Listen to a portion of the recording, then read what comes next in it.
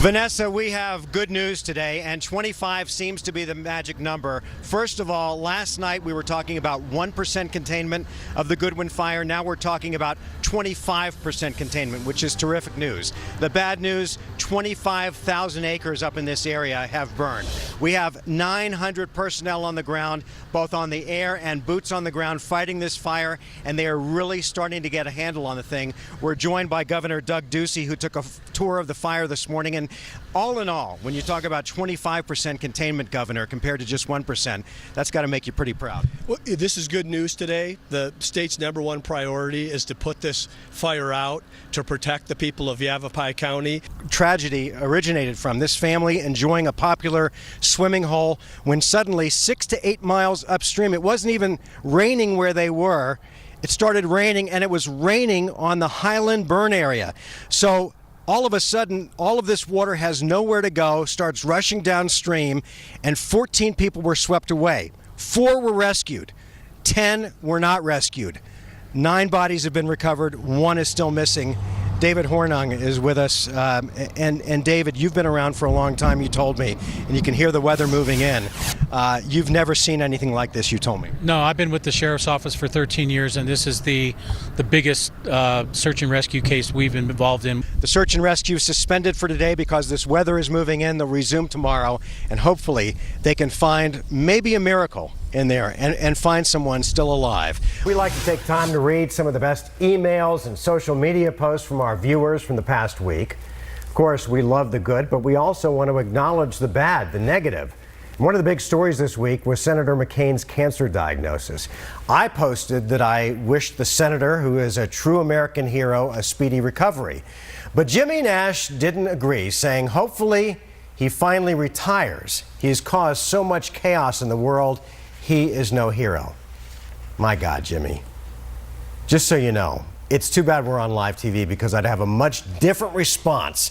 But to denigrate a guy who was a prisoner of war, who served in our military, and has served honorably in Congress and the Senate, you don't have to like his politics, but my goodness, do this man justice, please.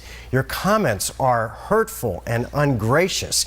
It speaks to this whole subculture of trolls, and frankly, it's pretty disgusting. I'll echo what the president said today. Congress, do your job. Don't go home for recess until you have a plan the president can sign. And as long as we're at it, I agree with Senator Lindsey Graham.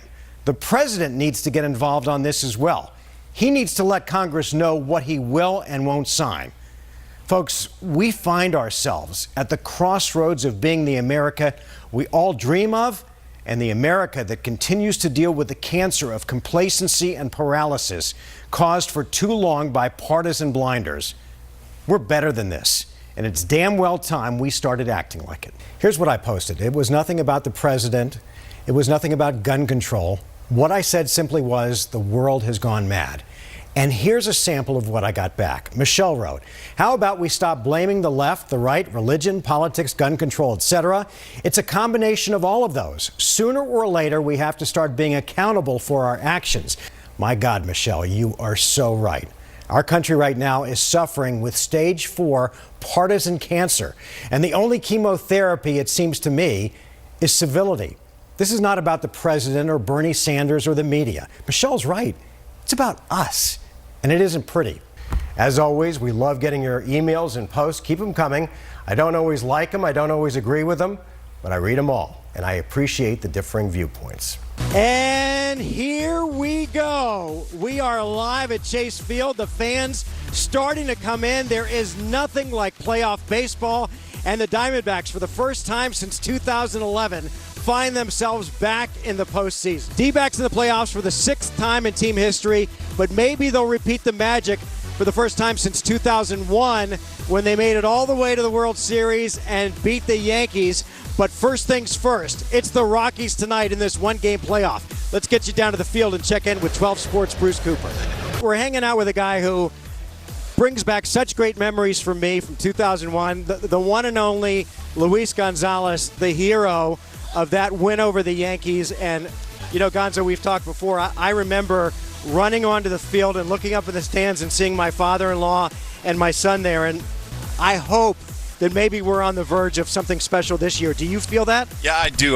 This is a special bunch of guys, and like you said, I was walking around today and seeing you guys doing all the live remotes out here brings a lot of great memories. The last time they were in the playoffs, this man, J.J. Putz, while she's got her mouth full, you shared a dorm with Tom Brady at Michigan.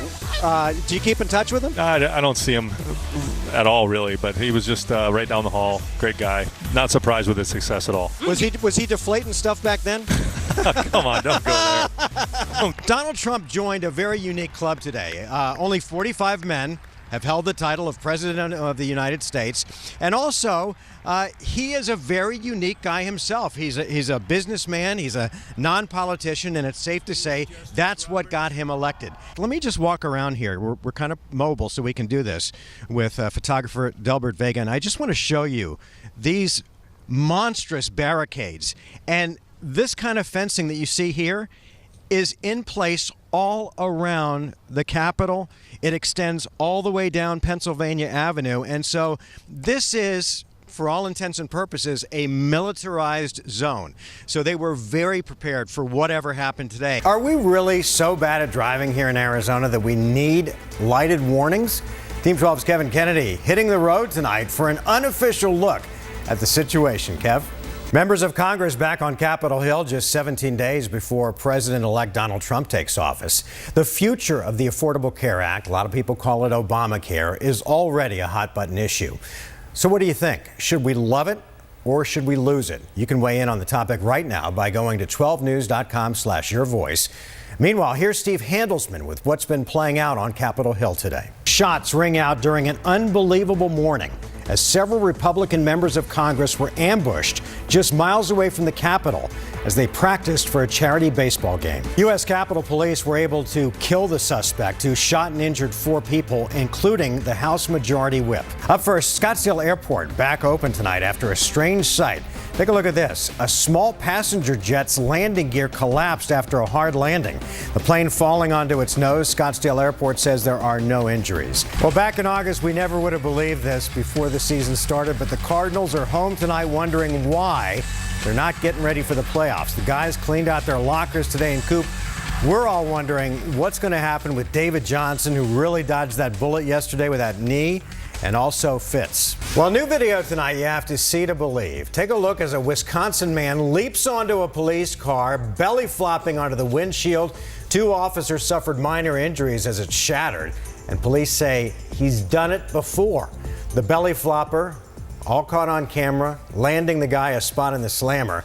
As hard as it may be to believe, police say he might have been drinking. Might have been. The production company says to suggest that a producer would ever intentionally compromise the success of any artist is defamatory, outrageous, and frankly absurd. Eeks. It was hard to watch. Yeah. It did. It made me cringe. But you're right. That does happen every night on this show. But you're just much better. You're a pro at, like, just kind of working through it. You know, yeah. Talking about Our producer just said, do you want me to keep talking in your ear so that you can't concentrate on what you're doing? If you believe that it would, I hate to keep saying it. I know you think.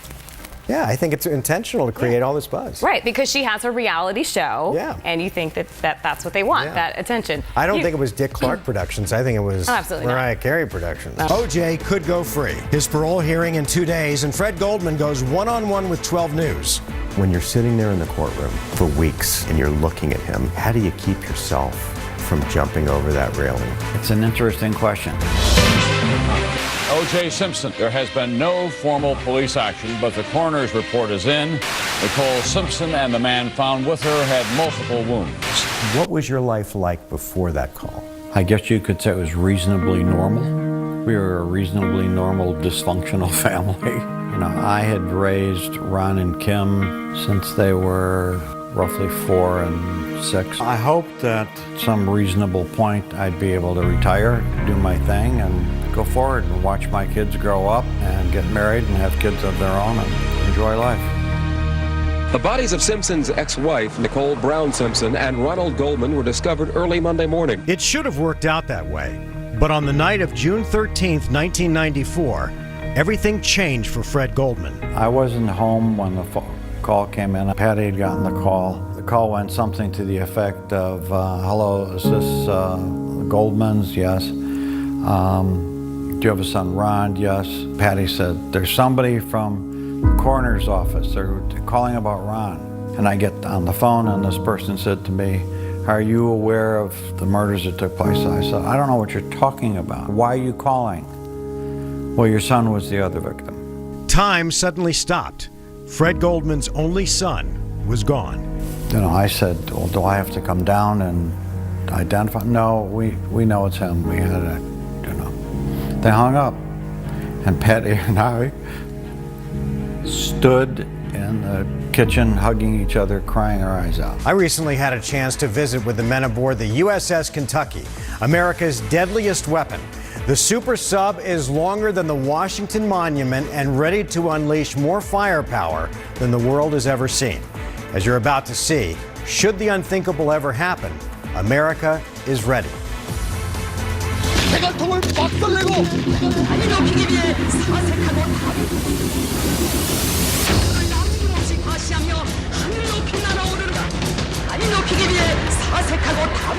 In the doomsday scenario of our worst nightmares, America would be forced to respond with what's known as our nuclear triad. Land-based missiles fired from secret silos. B-1 bombers would do their damage from the air. But America's salvation would likely come from somewhere deep under the waves, where silent, deadly killers lurk. From men like Commander James Hurt of the USS Kentucky. When you talk about the teeth of the triad, 70% of the firepower would come from America's submarines. We talk about the ability to reliably respond to any aggression, and it makes sense that the leg of the triad that is the hardest to find, because we are undetectable once we go to sea, that's where the majority of the firepower should be. Inside, she's $2 billion worth of the latest high-tech equipment. Her heart beats to the rhythm of 165 of the best America has to offer, and the best Arizona has to offer. Phoenix's Cody Blackburn is one of Kentucky's missile techs, and should the call ever come, he could be one of the men unleashing the deadliest attack the world has ever known. I am here to execute the orders of the President of the United States, and I will execute them when called upon. No hesitation? No hesitation. We train for that all the time. We are ready to execute that mission if called upon. I don't think there's anybody on board that really wants to execute that mission. In fact, I know there's nobody on board that wants to execute that mission, but we all understand that that's part of what we signed up for. This multi-billion-dollar technical marvel is the tip of the spear for America's defense. And if the unthinkable were to happen, the captain, along with a specific chain of command, would have to deliver the president's orders to launch a nuclear weapon. That threat, perhaps more real now than at any time since the Cold War, was one of the reasons why we weren't allowed to shoot a lot of the ship. And everything that we did shoot was scrutinized with at least one security officer constantly looking over photographer Chad Brick's shoulder. It's also why a lot of our questions went unanswered. Are there actually nuclear warheads in these tubes right now? Well, I appreciate your question, sir, but I can neither confirm nor deny the President's nuclear warheads on this ship.